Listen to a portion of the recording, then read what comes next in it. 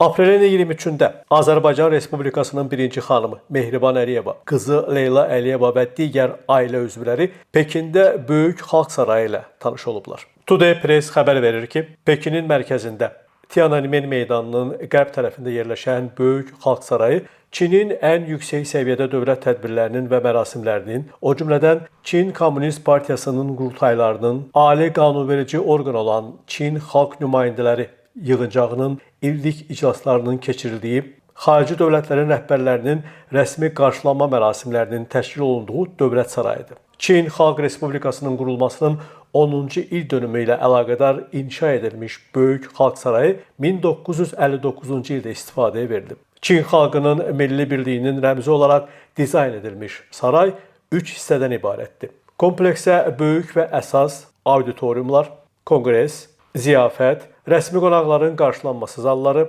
Çin Xalq Nümayəndələri Yığıncağı Daimi Komitəsinin ofis binası daxildir. Böyük Xalq Sarayında Çinin hər bölgəsinin adına zallar var. Saray dövlət tədbirlərinin olmadığı vaxtlarda ayın müəyyən günlərində ictimaiyyətin ziyarəti üçün açıq olur. Namiq Abbasov, Today Press.